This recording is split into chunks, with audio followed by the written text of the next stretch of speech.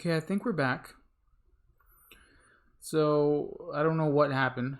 My net went down for a minute. Right at the pivotal moment. No, I don't think it's the rain. Um It was Cthulhu. He was like, "You're not going to win this." Oh, man, I am like ah. Okay. So, what was I saying before it went all haywire? We didn't lose any frames or anything. It just dropped for some reason. Um, so I don't know. Hopefully, you guys are still here, hanging out with us. Um, so I have done lethal damage to the Ghoul Priest. Well, Wendy has, and the dog. So the Ghoul Priest is gone.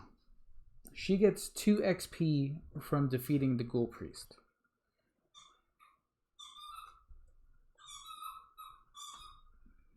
Awesome. So let's see what happens. Like I said, I'm not going to spoil it. I can't believe I did that.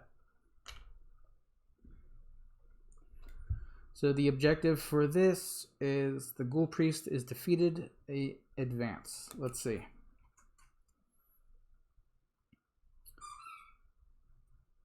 Oh, the lead investigator must decide.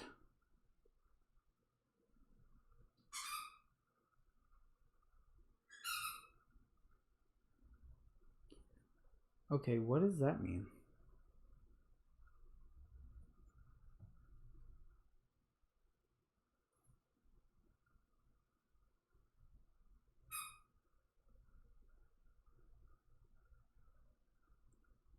Alright, so the lead investigator must decide one. And then it's giving me letters with numbers. So I'm not quite sure what that's referring to. Unless there's like a, Oh, you know what? It's part of the story in the book, I believe. Is that in here? Let me just check real quick.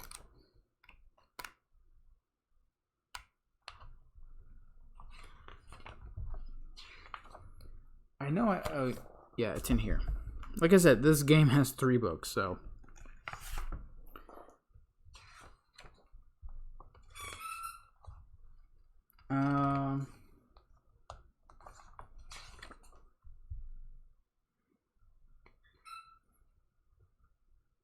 Oh, it is in here.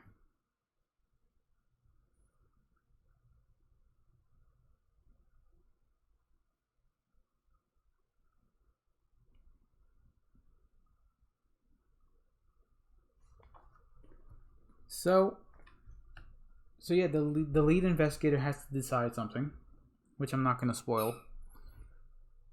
I guess I'll just end the stream on this cliffhanger. Hopefully we can beat this when we play it. But man, it was a hell of a journey to get here. So yeah, I've successfully learned the game. I know how to play it now. And now we can play. Wow, I can't believe I did that. That was great. I have a new love for this game now. It's gonna cost me a lot of money playing these games, because LCGs, that's what they are. They're living card games. You buy more card sets to add to the stories and play them, and but by the time you know it, you have a whole shelf full of these. So yeah, so that was it. So yeah, thank you guys for playing this with me, essentially, just hanging out here. Thank you guys for the raids. Thematic wise, is it a good Lovecraft game?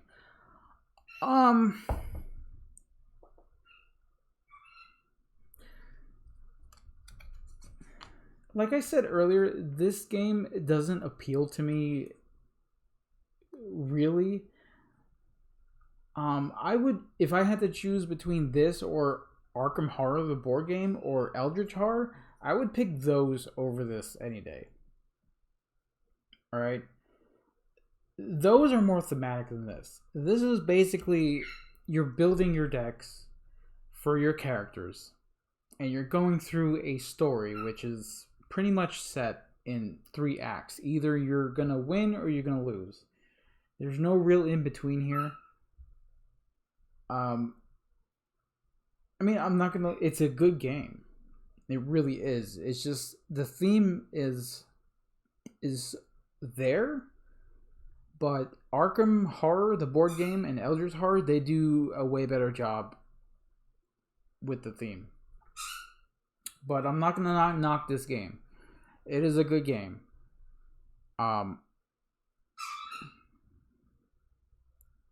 It really is.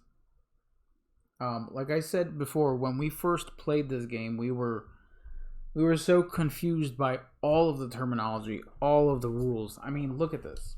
You've got your game book here for the campaign.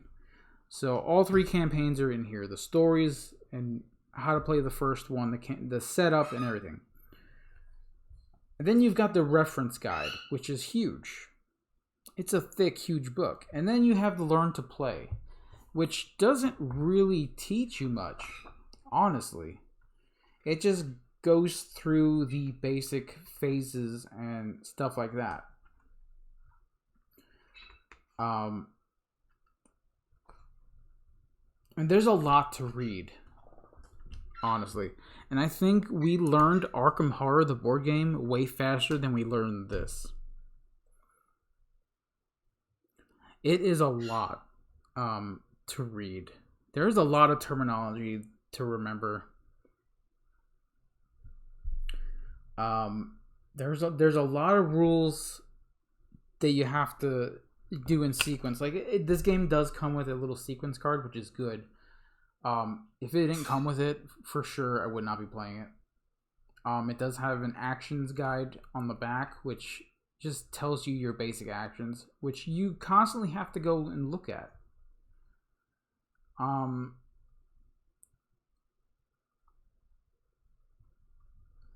But like I said, there's a lot of terminology in here that I'm not sure that I can remember. In Arkham Horror, the board game, it's pretty much all there. You have a certain steps that you take. The terminology is basically, it's when you see it, you're like, oh, okay, I get what that is. There's a lot of stuff going on here.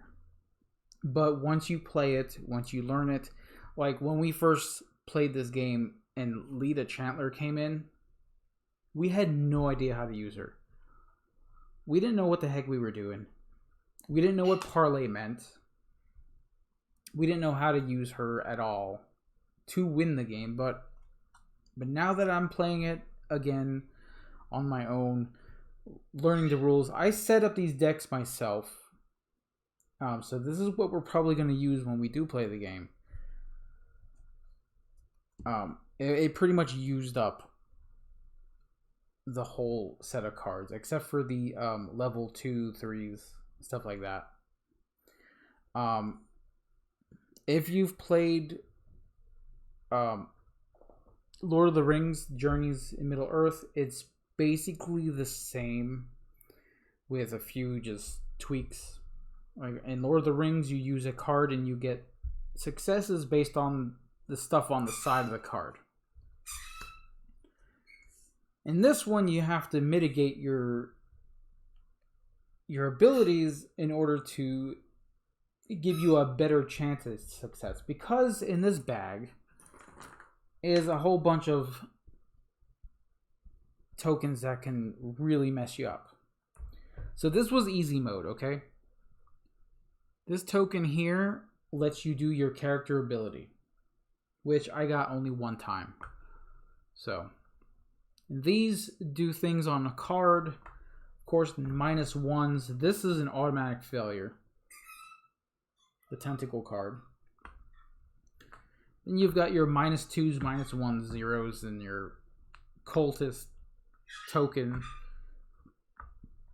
So this bag here can really mess you up. And the encounter cards here will also mess you up. And there's quite a bit of them. So, like in Arkham Horror, the encounter cards are based on where you're standing, the town that you're in. It's more thematic. It's got more story to it. You've got like side quests there, which I really enjoyed doing. This one's pretty much straightforward. You go for the clues, and you try to get the objective done before this pops off. So that's basically all you're doing. You can help your teammate by committing a card from your hand, which can either help or not help, depending on what you draw from the bag. You always have to draw from the bag. Much is the same for Arkham Horror, except when you draw from the bag, it stays out of the bag until you have to refill it. So you can almost see what's coming depending on what's already been drawn. In this, you can pretty much draw these almost every time. You can draw most of the bad stuff at any moment. So it's a bit more difficult to modify your abilities in this way.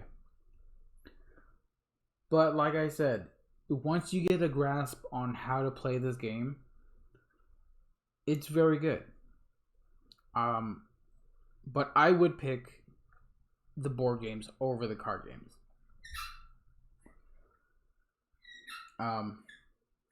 But that's what I think. That's what's better for me.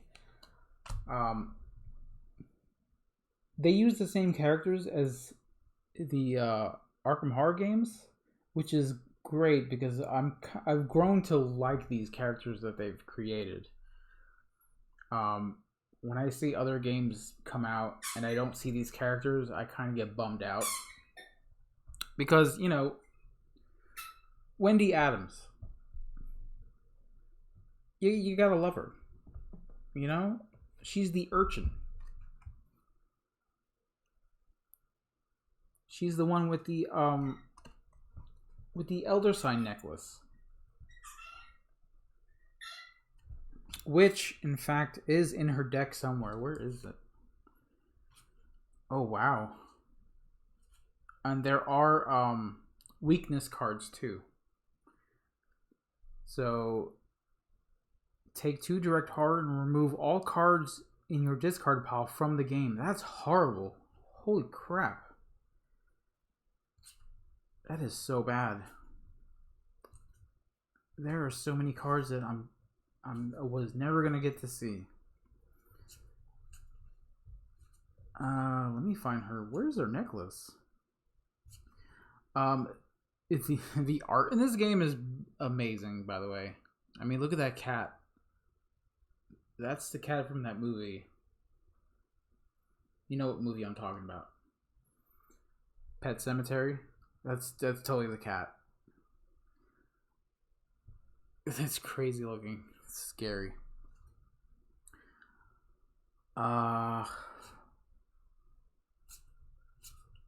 where is your amulet? You have to have it in here. Wendy's amulet is required in this deck. So I don't know if I skipped it or what. I know I put there it is. It was all the way in the bottom. It was never going to come out. But this one allows you to play the topmost event in your discard pile as if it were in your hand. So that's awesome. Forced, after you play an event, place it on the bottom of your deck instead of in your discard pile. So you can pretty much recycle your cards.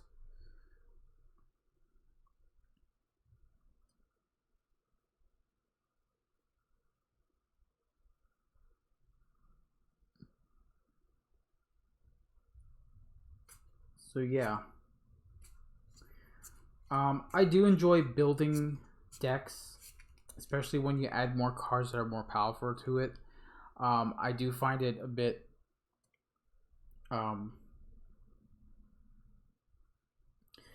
it takes a bit of time, honestly, if you're trying to play a game and you have to build a deck at the very start. But if you got the time to sit there and get your deck set up to where you have some synergy in the cards, then you can have a really good time playing this game. But as far as this goes, for the base game, you don't have much choice in the cards. I pretty much used all of the red and green cards for Wendy's deck. There was a few base cards that I did not use, but when you add more cards to it, then that's where you get those synergies going between cards. Because there's some cards in here that allow you to rummage through your deck to find a certain card, and then you shuffle your whole deck, and that would have been useful for me to get my amulet out, but it didn't come out, which is fine. Still, we still got it. Discos. I think the cat is looking at my blueberry Pop-Tart right now.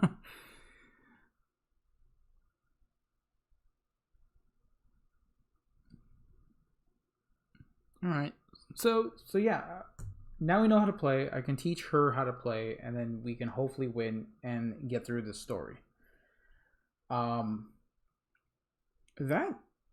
That ghoul priest was pretty difficult. I mean, if it would have gotten to the point where it had attacked, I would have been done. There was no way to mitigate that damage at all. So I played it well, I think. Let's go raid because it is 11:20 at night and I want to get this cleaned up and possibly watch a movie or something. So who do we got on to raid right now?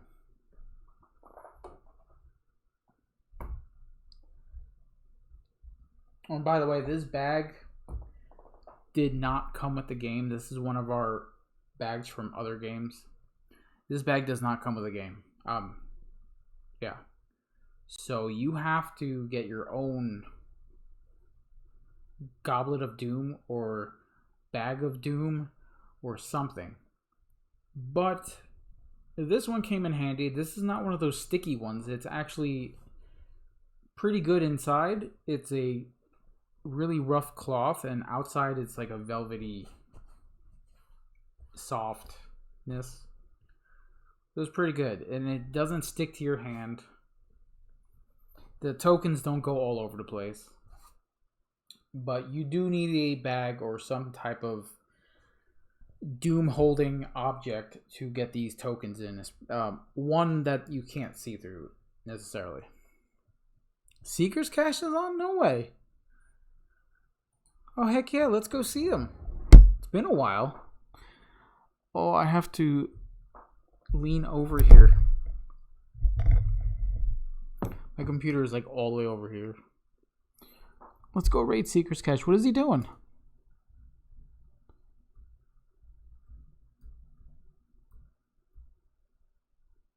What is he playing? Alright, here we go. It's been a while since I've seen him come on. Pretty excited. Oh, I got it. I got it. So yeah, guys, thanks for hanging out. It's really late at night. I was not planning on streaming, but I figured that by doing this, it'll help me remember how to play, teach me how to play better, because reading the book is not going to do it. You have to get it to the table. You have to play it. You have to figure out what you're doing wrong, and you have to question everything that you're doing and find the answers in one of those 3 books that are over there. Otherwise, you're just never going to be able to play it right, and you're not gonna feel like you've done the game justice by winning according to the rules that they have set. But I believe I've got it all down, and I am kind of excited to play it with that one over there. You have to play more than once a year. I know. If they make more Arkham Horror games, I would totally play this all day long. But anyway, good night. Let's head out.